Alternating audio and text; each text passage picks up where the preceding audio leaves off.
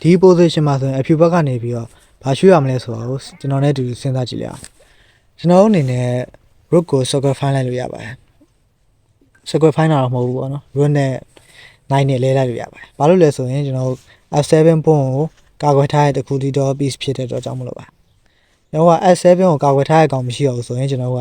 queen f7 ဆိုပြီးတော့ checkmate လုပ်လိုက်လို့ရရပါတော့ဟုတ်ပြီအဲ့ဒါဆိုရင်ဒီ position မှာဆိုရင်အဖြူဘက်ကနေပြီးတော့ဘာရွှေ့လို့ရမလဲဆိုတော့စဉ်းစားကြည့်အောင်ကျွန်တော်ရဲ့ rook ကတိုက်ခံထားရတယ်ပြီးရင်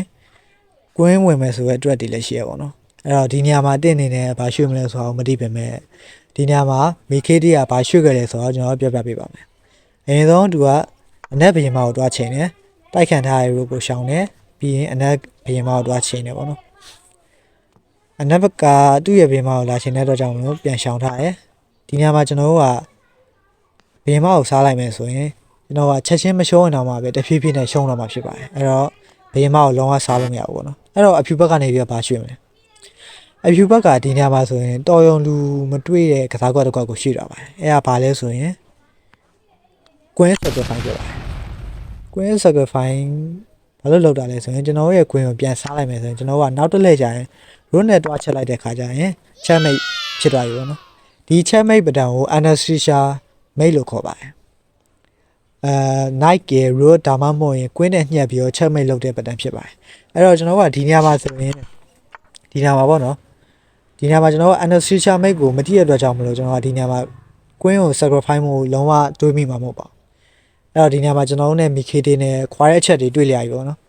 ်ပထမဆုံးခွာတဲ့အချက်ကတော့ Mikete က checkmate ပဒံတွေကိုတည်တယ်ပြီးတော့ဒုတိယကျွန်တော်တို့နဲ့ Mikete နဲ့ခွာတဲ့အချက်ကတော့သူကရှုပ်ထွေးနေတဲ့ position မှာတော့မှပဲ checkmate ပဒံကိုရှင်းရှင်းလင်းလင်းနဲ့မြင်နိုင်စွမ်းရှိတာဟုတ်ပြီအဲ့ဒါဆိုရင်ကျွန်တော်ကအဲ့နှစ်ချက်ကိုပြင်လိုက်မယ်ဆိုရင် Mikete လိုမျိုးမဟုတ်ရင်တော့မှပဲ Mikete လောက်နီးနီး sacrifice ပြီးတော့ကျွန်တော်တို့ကစားပွဲကိုအတားစီးရောက်နိုင်မယ်အရင်အထက်နိုင်ပွဲရမှာဖြစ်ပါတယ်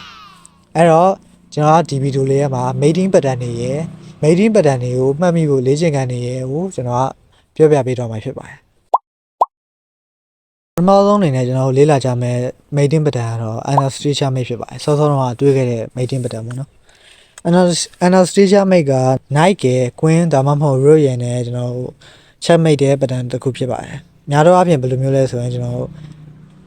9နဲ့တွားချက်တယ်ရှောင်းတယ်ဒီညမှာဆိုရင်တော့ကျွန်တော် queen sacrifice နိုင်မယ်ပေါ့နော်ဟိုဘက်ကစားမယ်ဆိုရင်ကျွန်တော်ကဒီမှာနောက်တော့လဲ rook နဲ့တွားချက်လိုက်တဲ့ခါကျရင် checkmate ဖြစ်သွားမှာဖြစ်ပါတယ်ဟုတ်ပြီပေါ့နော် anesthesia mate ကိုပို့ပြီးတော့မှတ်မိအောင်လို့ကျွန်တော်နဲ့တူလေ့ကျင့်ခန်းလေးတချို့လုပ်ကြည့်လိုက်အောင်အဲဒါဆိုပို့မှတ်မိတော့မှာပေါ့နော် anesthesia mate ရဲ့လေ့ကျင့်ခန်းနံပါတ်1ဖြစ်ပါတယ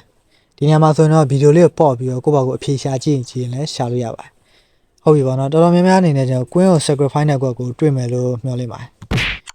ကျွန်တော်ရဲ့ queen ကိုပြန်စားရမယ်ပေါ့နော်ပြန်စားတဲ့ခါကျရင်နောက်တစ်လက်ကျရင်ကျွန်တော်က rook နဲ့တွားချက်လိုက်တဲ့ခါကျရင်ချက်မိတ်ဖြစ်သွားပြီပေါ့နော်ဒါကတော့လေ့ကျင့်ခန်းနံပါတ်1ပါဒီတစ်ခုကတော့နည်းနည်းလေးပို့ပြီးတော့ခက်တယ်ပေါ့နော် anesthesia mate ပဲတခြား mating pattern မဟုတ် anesthesia mating pattern နဲ့ပဲကျွန်တော်ချက်မိရမှာဟုတ်ပြီဗီဒီယိုလေးပေါ့ပြီးတော့စဉ်းစားကြည့်နေစဉ်းစားလိုက်ပါအရင်ဆုံးကျွန်တော်ကဘာနဲ့စမလဲဆိုရင်ကျွန်တော်က bishop sacrifice နဲ့စပါမယ်ပြန်စားမယ်ဆိုရင်ကျွန်တော်က rook နဲ့တွားချက်မယ်ဒီဘရင်အရှိတက်လာရင်ကျွန်တော်ကတန်းပြီးတော့ checkmate ဖြစ်တော့မှာပေါ့နော်အဲ့တော့ရှေ့တက်လို့မရဘူးအဲ့တော့ပြန်ပြေးမယ်ဆိုရင်ကျွန်တော်က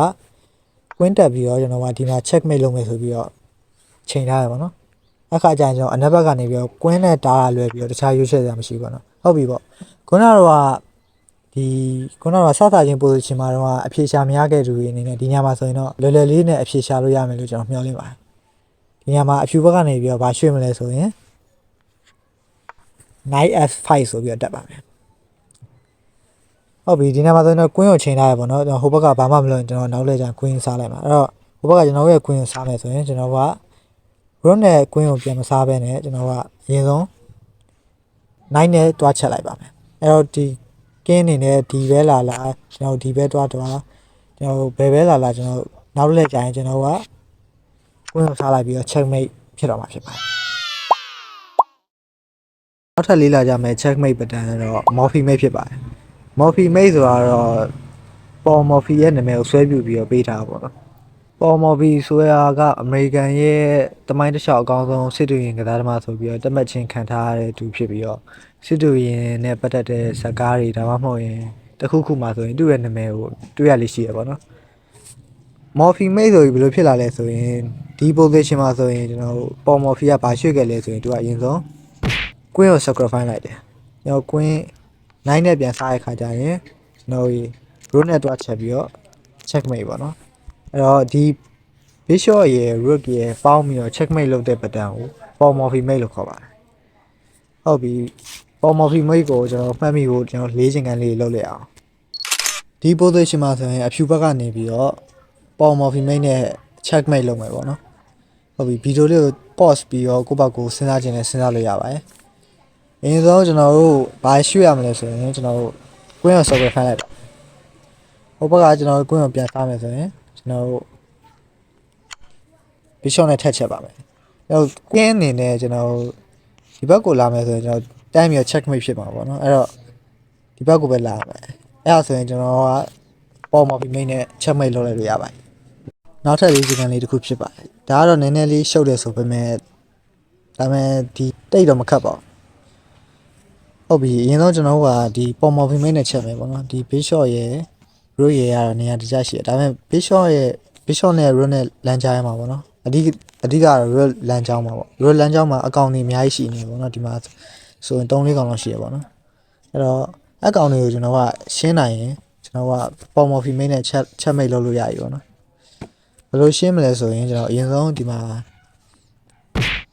rook ကို sacrifice လိုက်မယ်ဟိုဘက်ကပြန်စားမယ်ဆိုရင်ကျွန်တော်က queen ကိုလည်းထပ်ပြီး sacrifice လိုက်မယ်ကျွန်တော်ရဲ့ queen ပြန်စားရဆိုရင်ကျွန်တော်နောက်တစ်ခါကျရင်ကျွန်တော်က bishop ကိုပါထပ်ပြီး sacrifice လိုက်မယ်ကျွန်တော်လိုအပ်တာဒီ rook ကကျွန်တော်ဒီ bishop ရဲ့ပဲလိုအပ်တာဆိုတော့ကျန်တဲ့ကောင်တွေကိုကျွန်တော်ဒီတန်းချောင်းမှာပိတ်နေတဲ့များကောင်တွေကိုအကုန်ရှင်းလိုက်ပြရတယ်ပေါ့နော်အဲ့တော့ကျွန်တော် rook နဲ့ပြန်စားရအောင်လွယ်ပြီးတော့ချားမရှိဘူးပေါ့နော် rook နဲ့ပြန်စားလိုက်မယ်ဆိုရင်ကျွန်တော်က rook နဲ့တွားချက်လိုက်ပြီးတော့ပေါ်မော်ဖီမိတ်နဲ့ချက်မိတ်ဖြစ်တော့မှာဖြစ်ပါတယ်ကျွန်တော်တို့တတိယမြောက်အနေနဲ့လေ့လာကြမယ့် mating pattern ကတော့ smarter mate ဖြစ်ပါတယ်ကျွန်တော်အကြိုက်ဆုံး mating pattern ဖြစ်ပြီးတော့ queen ရယ် knight ရယ်နဲ့ချက်မိတ်ရတဲ့ pattern ဖြစ်ပါတယ်ဥပမာဒီ position လေးထဲမှာဆိုရင်ကျွန်တော် smarter mate နဲ့ဘယ်လိုချက်မိတ်လုပ်လို့ရမလဲဆိုရင်အရင်ဆုံးကျွန်တော်က queen နဲ့ချက်မယ်ဘယ်ရေးသူကဒီဘက်ကိုပြေးမယ်ဆိုရင်တန်းပြီးတော့ချက်မိတ်ဖြစ်မှာပေါ့နော်အဲ့တော့ဒီဘက်ကိုပြေးမယ်ဆိုတော့ကျွန်တော် knight နဲ့ထပ်ချက်မယ် knight နဲ့ထပ်ချက်ရင်ပြန်လာမယ်ပြန်လာရင်ကျွန်တော် double check လုပ်မယ် double check လုပ်နေရဖြစ်တဲ့အတွက်ကြောင့်ရှောင်ရမယ်ပေါ့နော်ဒီဘက်ကိုရှောင်မယ်ဆိုရင်ကျွန်တော်တို့ရဲ့ queen ကို sacrifice လိုက်လို့ရတယ်ပေါ့နော်ကျွန်တော် knight နဲ့ကာထားဖြစ်တဲ့အတွက်ကြောင့်မလို့ကျွန်တော်ဘရင်မနဲ့ပြန်စားလို့မရဘူးပေါ့နော်အဲ့တော့ဟိုဘက်က rook နဲ့ပြန်စားမယ်ဆိုရင်ကျွန်တော်တို့က smarter mate နဲ့ check mate လုပ်လိုက်လို့ရပါတယ်အဲ့တော့ smarter mate နဲ့ပတ်သက်ပြီးလေ့ကျင့်ခန်းနှစ်ခုလုပ်ကြပါမယ်အခု position မှာဆိုရင်ကျွန်တော်အဖြူဘက်ကနေပြီးတော့ smarter mate နဲ့ check mate လုပ်လိုက်လို့ရတယ်ပေါ့နော်ဘယ်လိုမျိုး check mate လုပ်လို့ရမလဲဆိုတာကိုကိုယ့်ဘက်ကိုစဉ်းစားခြင်းဗီဒီယိုလေးကို pause ပြီးတော့စဉ်းစားလို့ရပါတယ်အရင်ဆုံးကျွန်တော်ကဘယ်လိုမျိုး check mate လုပ်လို့ရလဲဆိုရင်ကျွန်တော်အရင်ဆုံး knight နဲ့ချက်မယ်နောက် bishop ကဒီလမ်းကြောင်းကိုပိတ်ထားရဆိုတော့တတိထားပေးပါဟုတ်ပြီနောက်ဒီဘက်ကိုလာမယ်ဆိုရင်ကျွန်တော် double attack လုပ်မယ်ဒီဘက်ကိုကင်းကဒီဘက်လာမယ်ဆိုရင် check mate ပေါ့နော်အဲ့တော့ကင်းကဒီဘက်ကိုရှောင်မယ်ဆိုရင်ကျွန်တော်ရဲ့ queen ကို sacrifice လိုက်မယ်ပြီးရင် smarter mate ဖြစ်ပါတယ်ဒီတစ်ခုကတော့လွယ်ပါတယ်ဒီ position လေးမှာဆိုရင်ကျွန်တော်တို့ကအနက်ဘက်ကနေကစားမှာဖြစ်ပြီးတော့ smarter mate နဲ့ check mate လုပ်မှာဖြစ်ပါတယ်ဟုတ်ပြီကိုယ့်ဘာကိုဖြေရှာခြင်းတဲ့လူတွေအတွက်ဗီဒီယိုလေးကို pause ပြီးတော့ဖြေရှာလို့ရပါတယ်ကျွန်တော်တို့ကဗာနဲ့ချက်မယ်ဆိုရင်အရင်ဆုံးကျွန်တော် queen နဲ့တွားချက်မယ်ဆိုရင်ဒီလိုကြီးကာလိုက်လို့ရတယ်ပေါ့နော်အဲ့ဒါဆိုရင်ကျွန်တော် smarter mate လုပ်လို့မရတော့ဘူးပြီးတော့ check mate ကိုဖြစ်မှာမဟုတ်ဘူးပေါ့နော်အဲ့တော့ကျွန်တော်တို့အရင်ဆုံးဗာနဲ့ချက်ရမယ်ဆိုရင်ကျွန်တော်တို့ knight နဲ့တွားချက်မယ်ဘယ်နေနဲ့ဒီနေရာတွားလို့မရဘူးဒီနေရာတွားလို့မရဘူးဒီနေရာလဲလာလို့မရဘူးပေါ့နော်အဲ့တော့ဒီဘက်ကိုတွားမယ်အခါကျမှကျွန်တော်ကဘေးမနဲ့ချက်မယ်ဒီနေရာမှာဆိုတော့ကျွန်တော် smarter mate ပုံစံအတိုင်းကျွန်တော်တွေ့နေရပြီဖြစ်ပါတယ်အရင်နေနဲ့ဒီဘက်ကိုလာလို့မရဘူးပေါ့နော်အဲ့တော့ကျန်တာကတော့ smarter mate ဆိုတဲ့အတိုင်းတော့အဲ့နဲ့ချက်မယ်ပြန်လာမယ် double check လုပ်မယ်ဒီဘက်ပဲတွားရရှိရပေါ့နော်အဲ့တော့ queen ကို sacrifice လိုက်မယ်ပြီးတော့ဒါ smarter mate ဖြစ်ပါ လှပတဲ့ mating pattern လေးတစ်ခုပါခုကြည့်ကြမယ် mating pattern ကတော့ Arabian made ဖြစ်ပါတယ်တော်တော်လေးကိုရှေးကြတဲ့ mating pattern တစ်ခုဖြစ်ပြီးတော့ Nike ရယ် Rook ရယ်ပေါင်းပြီးတော့ချက်မိတ်လောက်ရတဲ့ pattern တစ်ခုဖြစ်ပါတယ်ဒီ position လေးမှာဆိုရင်တော့ Arabian mating လုပ်လို့ရတယ်ပေါ့နော်ဥပမာကျွန်တော်ကအရင်ဆုံး queen ကို sacrifice လိုက်မယ်ကြွယ်ရေးကျွန်တော် Rook ကကျွန်တော်ရဲ့ queen ကိုစားမယ်ဆိုရင်ကျွန်တော်ကဒီမှာ Arabian mate နဲ့ချက်မိတ်လုပ်လိုက်လို့ရတယ်ပေါ့နော်ဘာမှမလုပ်ဘူးဆိုလဲကျွန်တော်ကဒီမှာ checkmate trap ရှိရပေါ့နော်အဲ့တော့ကျွန်တော်ဟိုဘက်ကနေပြီးတော့ကျွန်တော်ဒီလိုကာမယ်ဆိုရင်ဘယ်လိုလုပ်မလဲဒီလိုကာမယ်ဆိုရင်လည်းကျွန်တော်က queen ကို sacrifice လိုက်မယ်ပြန်စားမယ်ဆိုရင်ကျွန်တော်က Arabian mate နဲ့ checkmate လုပ်လိုက်လို့ရပါတယ်ဒီ position လေးမှာဆိုရင်ကျွန်တော်ကအဖြူဘက်ကကစားမှာဖြစ်ပြီးတော့ Arabian mate နဲ့ checkmate လုပ်ရမယ်ပေါ့နော်ကျွန်တော် knight ကိုဒီလိုခုံလိုက်ရင်တန်းပြီးတော့ checkmate ဖြစ်တော့မှာဆိုပေမဲ့ကျွန်တော်ရဲ့ knight ကဒီလိုပင်းဖြစ်နေပေါ့နော်အဲ့တော့ကျွန်တော်က Arabian mate ကိုလည်းကျွန်တော်လုပ်လို့ရရဲဆိုတာကျွန်တော်တွေ့ထားပြီးအဲ့တော့ကျွန်တော် sacrifice နေ sacrifice လိုက်လို့ရရပါတော့ဘယ်လိုမျိုး sacrifice မလဲဆိုရင်ကျွန်တော်က queen နဲ့တွားချက်မယ်ဘက်ကကျွန်တော်ရဲ့ queen ကိုပြန်လာစားမယ်ဆိုရင်ကျွန်တော်က check ဒီဘက်ကိုပြင်မယ်ဆိုရင် Arabian mate နဲ့ check mate လုပ်ရလို့ရပါတယ်ကျွန်တော်တို့အခုတခါလေးလာကြမယ် check mate pattern တော့ Domiano mate ဖြစ်ပါတယ်ဒီတစ်ခုကလည်းရှေးကြရဲ့ mating pattern တစ်ခုဖြစ်ပြီးတော့များသောအားဖြင့် pawn ရယ် rook ရယ် queen ရယ်နဲ့ပေါင်းပြီးတော့ checkmate လုပ်လို့ရတဲ့ pattern ဖြစ်ပါတယ်။ Domiano mating pattern ကဘယ်လိုမျိုးလဲဆိုရင်ကျွန်တော်အရင်ဆုံးကျွန်တော်တို့ rook ကို sacrifice လိုက်မယ်။ဘာလို့ rook ကို sacrifice လုပ်လဲဆိုတော့ကျွန်တော် queen ဒီဘက်လာတဲ့ခါကျရင်ကျွန်တော် check ဖြစ်နေအောင်လို့ပေါ့နော်။ဘာလို့လဲဆိုရင်ကျွန်တော်ကဒီမှာအနောက်ဘက်ကနေပြီးတော့ checkmate ကြီးရှိရပေါ့နော်။ကျွန်တော်ရဲ့ rook ကိုစားလိုက်မယ်ဆိုရင်ကျွန်တော်က queen နဲ့စားမယ်။ပြီးရင်ချက်မိတ်ပါဒီချက်မိတ်ပတန်ကိုတော့ Domiano mate လို့ခေါ်ပါတယ် Domiano mate ကတော့ကျွန်တော်နည်းနည်းတွေးဖို့ခက်တယ်ပေါ့နော်ဥပမာဒီ position လေးမှာဆိုရင်ကျွန်တော် Domiano mate နဲ့ချက်မိတ်လုပ်လိုက်လို့ရတယ်ပေါ့နော်ဘယ်လိုချက်မိတ်လုပ်မလဲဆိုရင်အရင်ဆုံးကျွန်တော် knight ကို sacrifice နိုင်မယ်ပေါ့နော်အကယ်၍ကျွန်တော် sacrifice နဲ့ knight ကိုမယူဘဲနဲ့ king ချောင်မယ်ဆိုရင်ကျွန်တော်က bishop တကောင်လက်ကားရမယ်ပေါ့နော်ဟုတ်ပြီအဲ့လိုအဲအကြောင်းမလို့ကျွန်တော်ရဲ့ knight ကိုစားမယ်ဆိုရင်ကျွန်တော်က checkဒီဘက်ကိုတော့မယ်ဆိုရင်ကျွန်တော် rook ကို sacrifice လိုက်မယ်ဟိုဘက်ကနေပြီးကျွန်တော်ရဲ့ rook ကိုပြန်စားမယ်ဆိုရင်ကျွန်တော်ကဒီဘက်လာမယ်ဗျအဲ့တော့ဟိုဘက်ကနေပြီးကျွန်တော်နည်းနည်းလေးတောင့်ထားခြင်းလို့ကျွန်တော်ဒီလမ်းကြောင်းကြီးကိုပိတ်မယ်ဆိုပြီးတော့လောက်လဲကျွန်တော်ဒီ position မှာတော့ကျွန်တော်ဘလို့မကိုတောင့်ထားလို့မရတော့ဘူးပေါ့နော်ဟုတ်ပြီဒီလိုချက်မယ်ဆိုရင်ဟိုဘက်ကလာကာမယ်ဆိုရင်ကျွန်တော်ကရိုးချင်းချင်းလေးပဲကျွန်တော်ဒီလမ်းကြောင်းလေးကိုပိတ်လိုက်မယ်ပေါ့နော်ဒီ position မှာဆိုရင်တော့ကျွန်တော်ဟိုဘက်ကနေပြီးတော့ချက်မိတ်မဖြစ်ဖို့အကောင့်တွေအများကြီးပေးရမှာဆိုတော့ကျွန်တော်ဒီနေရာမှာဆိုရင်ကျွန်တော်နိုင်သွားပြီလို့ကျွန်တော်မှတ်ယူလို့ရပါတယ် Domiano mate အတွက်လေ့ကျင့်ခန်းနောက်ထပ်တစ်ခုဖြစ်ပါတယ်ဒီနေရာမှာဆိုရင်ကျွန်တော်ကအနက်ဘက်ကနေကစားမှာဖြစ်ပြီးတော့ checkmate လုပ်ရမှာပေါ့နော်ဘယ်လိုမျိုး checkmate လုပ်ရမလဲဆိုရင်ကျွန်တော် Domiano ဆွဲတိုင်းဒီပုံးကဒီဘက်ကိုရောက်အောင်မယ်ပြီးရင်ကျွန်တော် root တွေ sacrifice မယ်ပေါ့နော်ဟုတ်ပြီအရင်ဆုံးကျွန်တော်ဘယ်လိုမျိုး sacrifice မလဲဆိုရင်အရင်ဆုံး knight ကို sacrifice မယ်ဗျကျွန်တော်ရဲ့ knight ကိုပြန်မစားရင်တော့ queen စားလိုက်မယ်ပေါ့နော်ဟုတ်ပြီပြန်စားရမယ်ကျွန်တော်ပြန်စားမယ်အဲ့တော့ဒီဘက်ပဲရှာအောင်မယ်ဗျ sacrifice မယ်မဟုတ်နေမှာတိုင်း knight rook ကိုအရင်ဆုံး sacrifice မယ်နဲ့ကျွန်တော်ဒီလမ်းကြောင်းကိုဖွင့်ပြရမယ်ပေါ့နော်ကျွန်တော်ဒီ queen နဲ့ဒီဘက် root တွေနဲ့ connect လုပ်ပြရမယ်ပေါ့နော်အဲ့တော့ကျွန်တော်ပိတ်နေတဲ့ bishop ကို sacrifice မယ်နောက် bishop ကိုစားလိုက်တဲ့အခါကျရင်ကျွန်တော်အခါကျမှကျွန်တော်ကစာ check စားပြီးရင် check mate အဲ့ဒါဆိုတော့ကျွန်တော် Domiano mate နဲ့ကျွန်တော်အနိုင်ရရှိသွားမှာဖြစ်ပါတယ်ကျွန်တော်တို့အခုကြည့်ကြမယ် mating pattern ကတော့ Pale Mary mate ဖြစ်ပါတယ် Pale Mary mate ဆိုတာတော့ကျွန်တော်တို့အတွေ့အများဆုံးနဲ့အတုံးချလို့အကောင်းဆုံး mating pattern တစ်ခုဖြစ်ပါတယ် Pale Mary mate က bishop ရယ် rook ရယ်ပေါင်းပြီးတော့ချက်မိတ်ရတဲ့ pattern ဖြစ်ပါတယ်ဒီ position မှာဆိုရင်ကျွန်တော်အနက်ပလီယာကဘာရွှေ့လဲဆိုရင်ကျွန်တော်တို့နက်ပလီယာဘာရွှေ့လဲဆိုရင်ပုံစားလိုက်ပါတယ်အဓိကတော့ကျွန်တော်ကသူ့ရဲ့ rook ကိုထားမယ်ဆိုရင်ကျွန်တော်ကပြန်စားမယ်စားပြီးကျွန်တော် queen ချင်းလဲမယ် queen ချင်းလဲပြီးကျွန်တော် bishop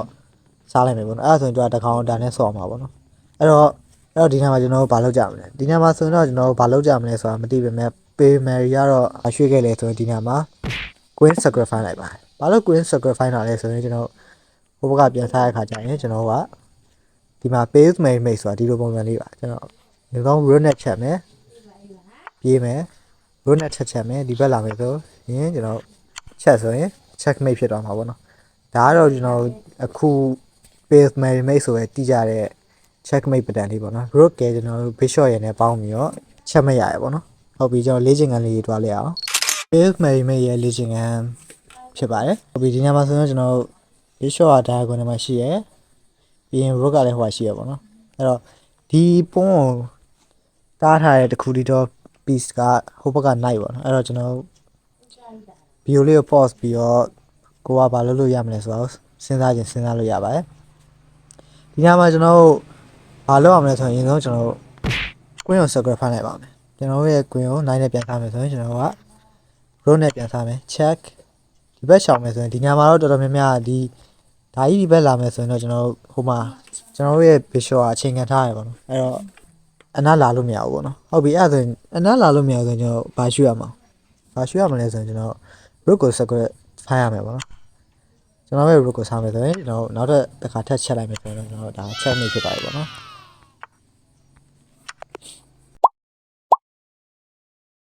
ကျွန်တော်တို့ဒီဗီဒီယိုလေးထဲမှာနောက်ဆုံးအနေနဲ့ကြည့်ကြမယ် maiden ပတန်တော့ bottom mate ဖြစ်ပါတယ်ဒီ bottom mate ဆိုတာကကျွန်တော်ရှာတွေးဖို့အခက်ဆုံး maiden ပတန်တစ်ခုဖြစ်ပါတယ်သူက bishop နှစ်ရုပ်နဲ့ checkmate ရတဲ့ပတန်ပါအဲ့တော့ဒီ position လေးမှာဆိုရင်ကျွန်တော်အနက်ကစားသမားအနေနဲ့ကျွန်တော်ပုံကို sacrifice လိုက်တယ်ပြီးရင်ကျွန်တော်ကွင်းကိုထပ်ပြီး sacrifice နဲ့ပြီးတော့ကျွန်တော် bishop နဲ့တွားချက်တယ်ပေါ့နော်ဒီ bishop နှစ်ရုပ်နဲ့ချက်တဲ့ပတန်ကို bottom mate လို့ခေါ်ပါတယ်အဲ့တော့ bottom mate နဲ့ပတ်သက်တဲ့လေ့ကျင့်ခန်းလေးကိုလုပ်လိုက်အောင်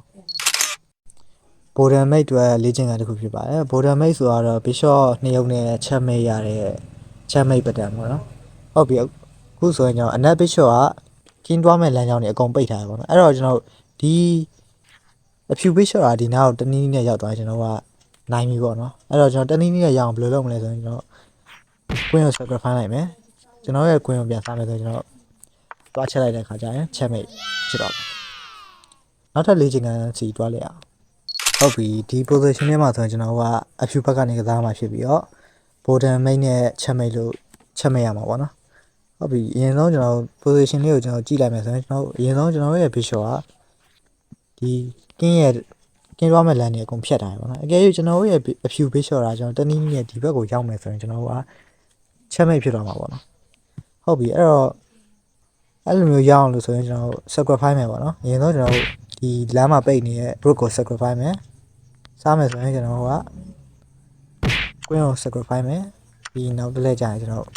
ဒီ bishop နဲ့တော့စားလိုက်တဲ့ခါကျရင်ကျွန်တော်က checkmate ရတော့မှာဖြစ်ပါတယ်ဟုတ်ပြီဒါလေးကတော့ကျွန်တော်ဗီဒီယိုအဆုံးထိကြည့်ရလူတွေအတွက် puzzle လေးဖြစ်ပါတယ်ဒီ puzzle လေးကတော့ကျွန်တော်စောစောတော့ပြောခဲ့တဲ့ mating pattern တွေကတစ်ခုကိုတောင်းလိုက်ရင်ကျွန်တော်အဖြူဘက်ကနေပြီးတော့တန်းပြီးတော့အနိုင်ရရှိသွားမှာပေါ့နော်အဲ့တော့ဒီအဖြူဘက်ကနေပြီးတော့တန်းပြီးတော့အနိုင်ရရှိမဲ့ checkmate pattern ကိုတည်ရဆိုရင်ကျွန်တော် comment မှာ mark ခဲ့ပေးလို့ရပါတယ်နောက်ထပ်ဗီဒီယိုတွေမှာပြန်လည်ဆုံးတွေ့ကြပါမယ်